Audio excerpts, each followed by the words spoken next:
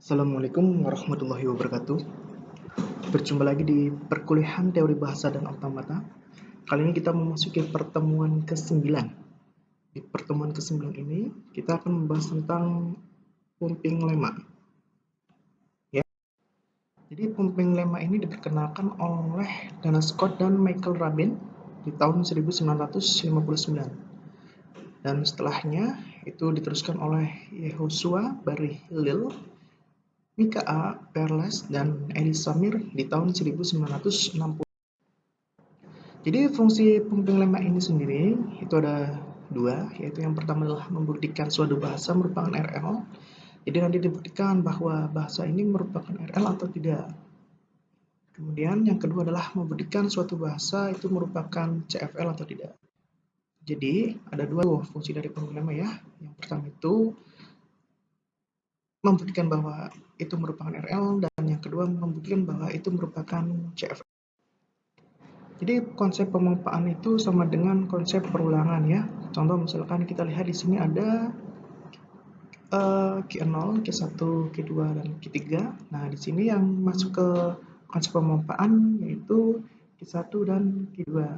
Nah, Q1 dan Q2 ini merupakan konsep pemompaan karena alurnya itu berulang. Nah, dari Q1 ke Q2, dari Q2 ke Q1, dan terus-terusan sampai literasinya itu berakhir.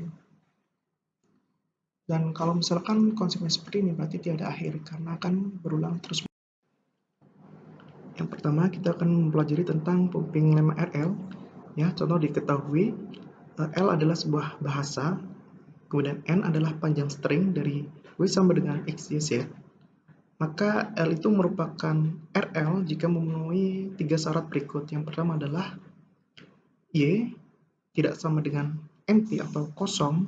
Kemudian 2, nilai mutlak dari X kali Y itu kurang dari sama dengan N.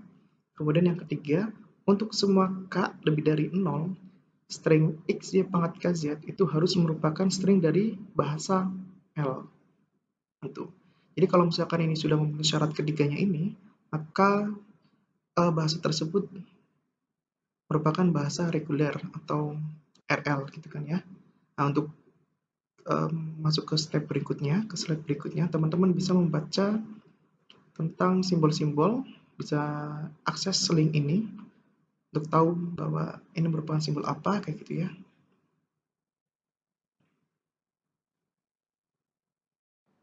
Oke, kita memasuki contoh pumping lemma RL ya.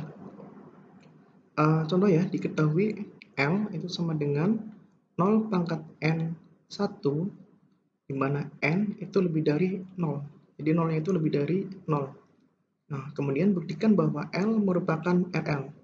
Nah, penyelesaiannya itu yang pertama adalah ambil salah satu string dalam L. Misal 001. Nah, di sini N-nya berarti kita ambil 1. Berarti jadi 0-nya itu 2 kali dan 1. Nah, kemudian yang kedua, bentuklah suatu format X, Y, Z dari string point A, yakni X sama dengan 0, kemudian Y sama dengan 0, dan Z sama dengan 1. Nah, kemudian yang ketiga, atau C, itu yang adalah ujikan ketiga syarat pumping lemma RL. Oke, setelah kita tahu langkah-langkahnya, kita lanjut ke penyelesaiannya. Penyelesaiannya adalah kita tuliskan di sini ya, X sama dengan 0, Y sama dengan 0, Y, Z sama dengan 1, dan N sama dengan 3 ya. N itu maksudnya total dari stringnya, string X, Y, Z ini. Nah, yang pertama itu kita buktikan ya ke syarat-syarat kalau dari bahasa L ini merupakan reguler atau enggak ya, yang tadi dijelaskan di awal. Yang pertama, dia tidak sama dengan kosong. Nah, 0 itu berarti kan ada X-nya ya, walaupun 0 itu ada X-nya. Jadi 0 sama kosong itu beda. Nah, 0 tidak sama dengan kosong, maka terpenuhi. Nah, yang kedua, nilai mutlak X sama Y itu tidak kurang dari sama dengan N. Nah, berarti terpenuhi ya, kan ada 1, 2, tidak kurang dari 3. Nah, kemudian yang ketiga, untuk semua N lebih dari 0, string X, Y pangkat N, Z juga merupakan string dari language L. Nah, ini 0, 0, 0, 1, maka terpenuhi. Nah, jika K bernilai 0, maka terbentuk string 01 anggota elemen L1. Kemudian, jika K bernilai 1, maka terbentuk string 001 merupakan anggota L1.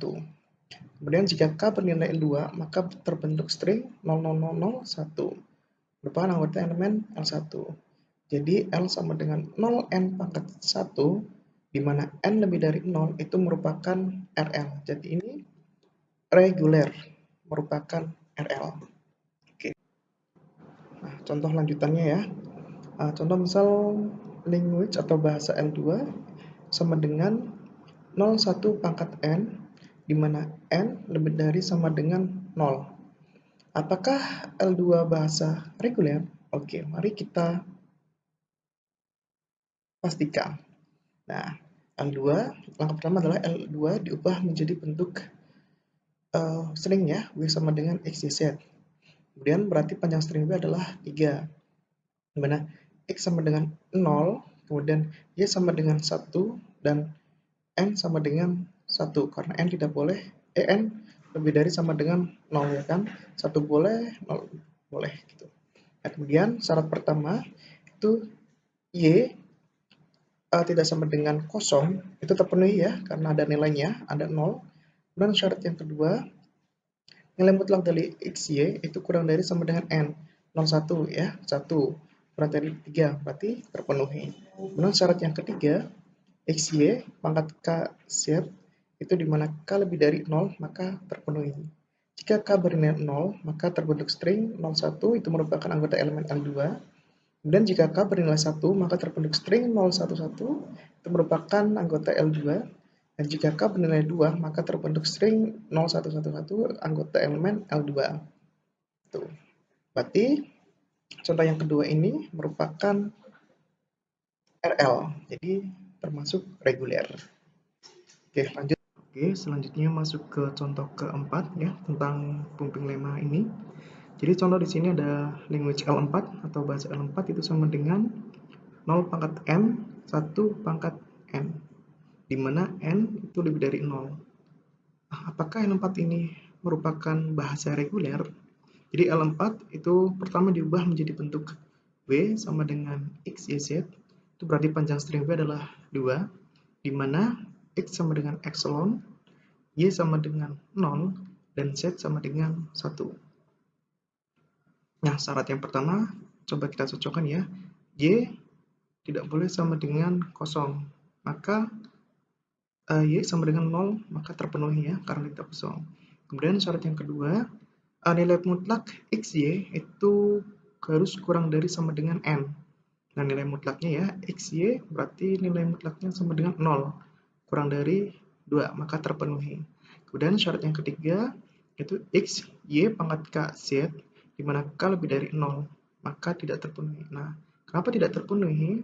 Nah, ini adalah penjabarannya ya. Jika K bernilai 0, maka terbentuk string 1. Nah, string 1 itu bukan merupakan anggota elemen L3. Dan jika K bernilai 1, maka terbentuk string 01, di mana merupakan anggota L3. Dan jika K bernilai 2, maka terbentuk string 01, bukan merupakan anggota elemen L3. Nah, berarti, maaf ini L4 ya, bukan L3 ya.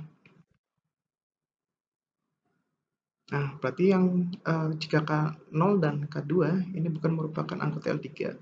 Berarti ini merupakan bahasa yang bukan merupakan bahasa reguler. Oke. Nah, masuk ke CFL. Kalau tadi udah ya, yang RL itu ya. Nah, contoh untuk CFL, ini yang pertama tuliskan 5 turunan dari aturan produksi berikut. Nah, yang pertama itu S besar, di mana S besar adalah A, S besar A kecil, A, B besar A kecil. Kemudian B itu B, B besar, dan B. Oke. Maka hasil turunannya adalah S, A, S besar A, kemudian AA, S, AA, AAA, B, AAA, kemudian AAA, BP, AAA, dan terakhir AAA, BP, AAA. Nah, ini untuk CFL ini kan sudah diajarkan ya di pertemuan ke-6 kalau nggak salah ya sama Bu Novita. Jadi mungkin teman-teman udah paham ya. Ini contoh berikutnya ada 2 turunan dari produksi. Ini 5 turunan, caranya seperti ini. Nah, ini sama juga. Oke, mungkin itu yang bisa saya sampaikan, saya jelaskan terkait dengan pembimbing lemma ini ya. Jadi pembimbing lemma ini kan tujuannya cuma 2 ya, memastikan bahwa merupakan bahasa reguler atau bukan, merupakan CFL dan RL atau bukan, itu saja. Itu yang bisa saya sampaikan. Terima kasih. Wassalamualaikum warahmatullahi wabarakatuh.